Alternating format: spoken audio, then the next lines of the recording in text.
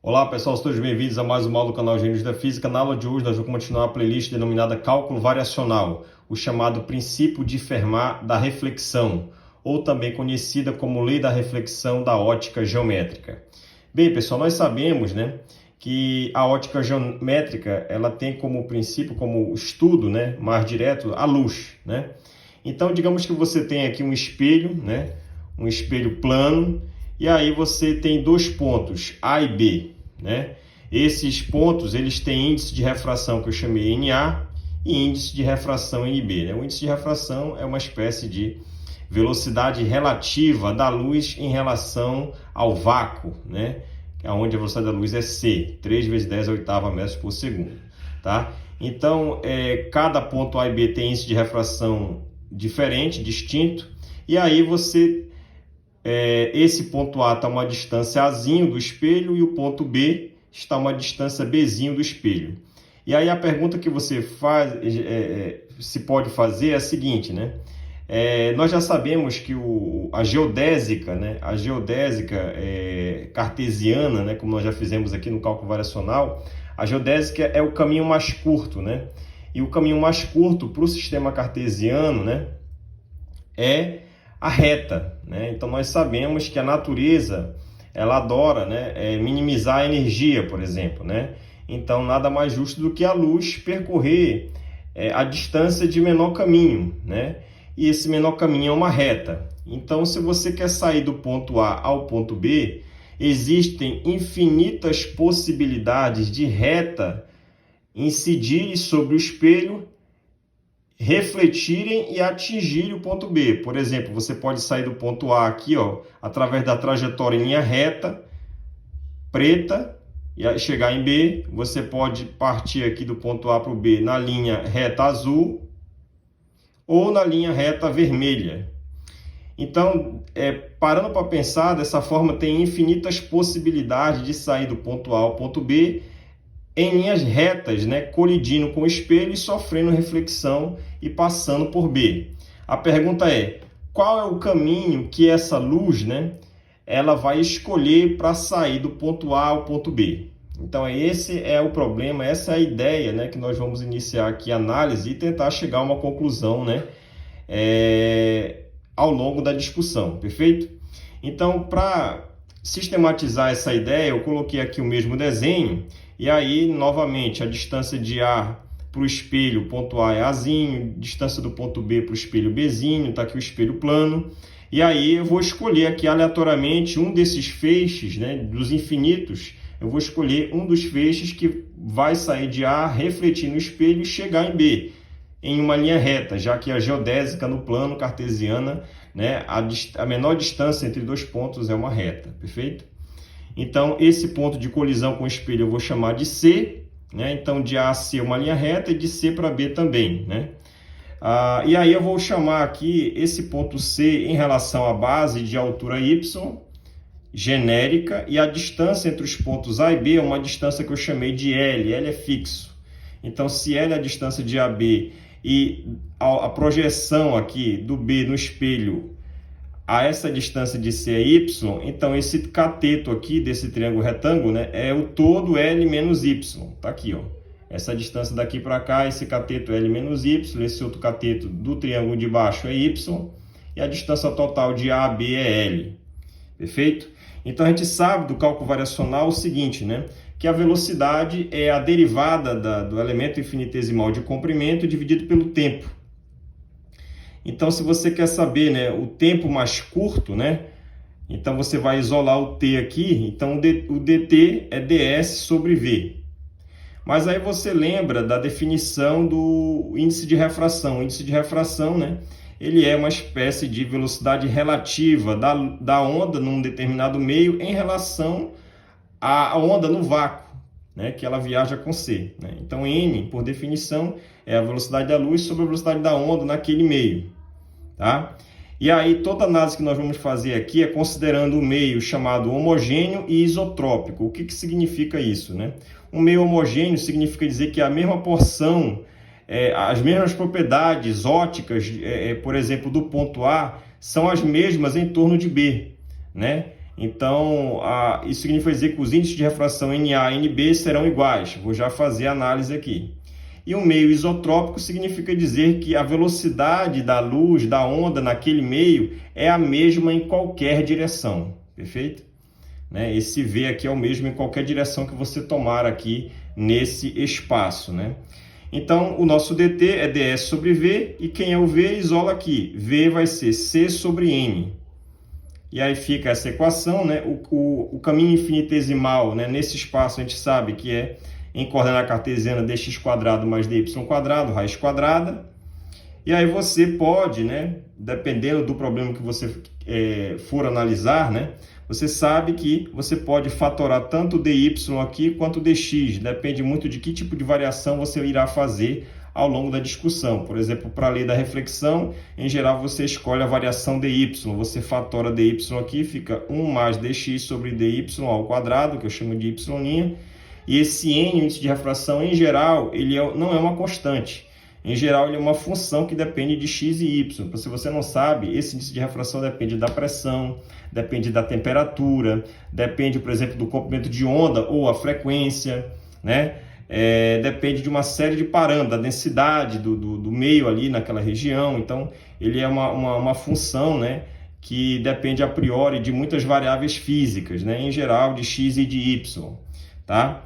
E aí você pode ter esse tipo de abordagem aqui para n e a variação ao longo de y, e você também pode ter a variação ao longo de x. Se vocês fatoram aqui o dx, fica 1 mais dy sobre dx ao quadrado. E aí fica uma integral em x ou uma integral em y, dependendo do problema que você fizer a análise. Nesse nosso caso aqui, a variação que eu estou levando em conta é ao longo do eixo vertical, ou seja, em y. Quando nós fizermos, né, a lei da refração, veremos que haverá uma variação em x, né? Então, vamos usar essa definição aqui ao invés dessa. Perfeito? Então, se você integra aqui, você vai ter um tempo de A a B, né, que é o tempo total da onda sair de A, atingir o espelho, refletir e passar por B.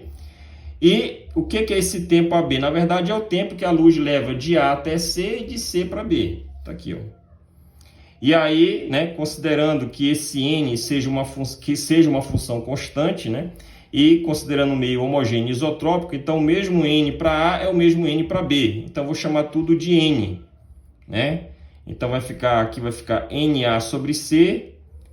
Qual é a distância TAC? A distância TAC, o que é a distância? É a variação de comprimento sobre a velocidade. Então, a velocidade a gente já sabe que é n sobre c. Então, fica NA sobre c vezes o tempo, né? A distância percorrida de A até C. A distância é esse triângulo retângulo aqui, ó, a hipotenusa desse triângulo retângulo. Então, vai ser A quadrado mais L menos Y ao quadrado, raiz quadrada. Mais o tempo CB. Daqui para cá é, de novo, essa hipotenusa desse triângulo retângulo. Então, vai ser Y ao quadrado mais b quadrado, raiz quadrada, nb sobre c. Esse NA e NB são iguais, já que o meio é homogêneo e isotrópico. Então, vou chamar tudo de n, posso colocar em evidência. Então, o tempo de A a C vai ser n sobre c, essa soma de raízes quadradas aqui, ó. E aí, o que eu vou fazer agora? Eu vou derivar essa função em relação a y igual a zero. Então, muito cuidado com isso, porque alguns livros, né, e algumas aulas que tem espalhadas por aí afora, né, diz o seguinte, que você está calculando o ponto de mínimo, né? Qual é o tempo mínimo para a luz sair de A para B? Na verdade, o que você está calculando é um ponto chamado ponto estacionário. Quando você deriva uma função em relação a uma variável igual a zero, você está calculando um ponto estacionário, né? E por que eu estou falando isso? Porque qual é a observação que eu coloco? Se você deriva uma função em relação a uma variável igual a zero, você pode estar calculando um ponto de máximo, de mínimo ou de inflexão.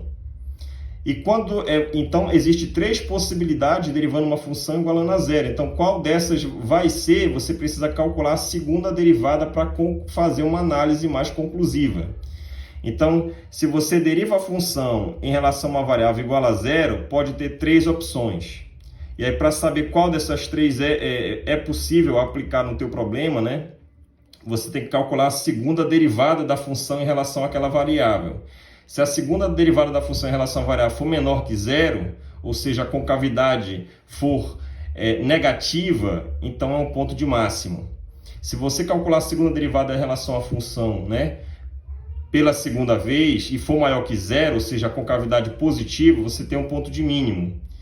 E se você calcular a segunda derivada e obter um resultado nulo, né, você vai ter um ponto de inflexão.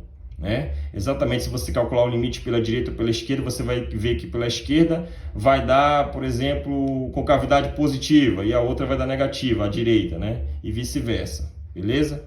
Então, se você deriva uma função em uma variável igual a zero, você está calculando um ponto estacionário, você não calculando nem ponto de máximo, nem de mínimo de inflexão, porque para fazer isso você tem que calcular a segunda derivada para tirar alguma conclusão mais correta. Então, quando você deriva a função igual a zero, é um ponto estacionário, você vai fazer exatamente isso aqui, você vai derivar essa função em relação a y igual a zero. Quando você fizer isso, você vai encontrar essa função igual a zero. N sobre C é diferente de zero, para tudo isso dar nulo, o cochete tem que ser zero. E aí você passa esse pedaço aqui negativo para o outro lado positivo, você iguala as quantidades e você fica com essas razões aqui, ó. E o que é essas razões? O que é y sobre raiz quadrada de b quadrado y quadrado? B quadrado, y quadrado, raiz quadrada, essa distância aqui, ó, é a hipotenusa. E y é esse cateto. Então, o seno, se você chamar isso aqui de um ângulo beta, o seno desse ângulo vai ser y sobre a hipotenusa. Ou seja, vai ser essa razão aqui. Então, essa razão é o seno desse ângulo que eu chamei de beta. E esse outro lado aqui da expressão vai ser exatamente, se você chamar esse ângulo de alfa, de novo um triângulo retângulo, o seno de alfa vai ser o cateto oposto, L menos Y, sobre a hipotenusa, que é exatamente essa distância, que é a quadrado mais L menos Y ao quadrado raiz quadrada. Ou seja, essa razão é o seno de alfa. Quando é que o seno de um ângulo é igual ao seno de outro ângulo? Quando os ângulos forem idênticos. Então, quando beta foi igual a alfa, e eu vou chamar tudo isso de θ, ou seja, quando o ângulo de incidência da luz, alfa, né, se você traçar aqui um eixo normal, são alternos internos. Esse ângulo aqui, alfa, é exatamente igual a esse. E esse ângulo beta é exatamente igual a esse. Ou seja, quando o ângulo de incidência for igual ao ângulo de reflexão, você está diante da chamada lei da reflexão da ótica geométrica. Então, aí você pode chegar a um resultado bastante interessante, né, quando você vai fazer análise lá e ler nos livros de ensino médio.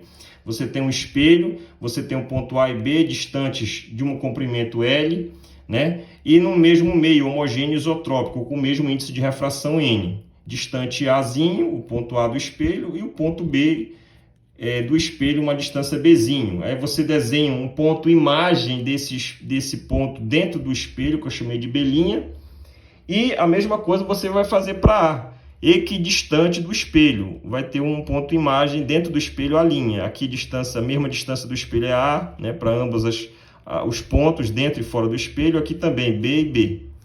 E aí, se você traçar uma linha, né, que colida aqui num certo ponto C, né, em análise, ela tem que fazer a projeção dela para chegar no ponto B', e a mesma coisa, essa luz refletida aqui no espelho para passar por B e a projeção dela passando pelo ponto virtual, né, dentro do espelho, a linha, você vai ver que esse ângulo θ aqui, ó, é exatamente igual a esse, e esse ângulo que era o beta, que eu chamei de θ, né, também é igual aqui, ó. Então, o ângulo de incidência, esse ângulo θ, que era antigamente o nosso alfa, ele é exatamente igual ao ângulo beta que nós tínhamos aqui, ó, que também é θ. Então, o ângulo de incidência θ é igual ao ângulo de reflexão θ. Estamos diante da chamada lei da reflexão da luz da ótica geométrica. Então, perceba que por trás das afirmações, né, com palavras, com textos da ótica geométrica, olha, a luz percorre sempre uma linha reta. Isso é um princípio, é um cálculo variacional da física. Olha, a lei da reflexão, o ângulo de incidência igual ao ângulo de reflexão. O que tem por trás? Tem por trás um princípio variacional, um cálculo variacional, né, proposto lá por Euler, né, ao fazer análise física de diversos sistemas, um deles sendo exatamente esse, né, conhecido como princípio de Fermat da reflexão ou lei da reflexão da ótica geométrica, tá certo? Espero que todos tenham gostado. Até mais e bons estudos!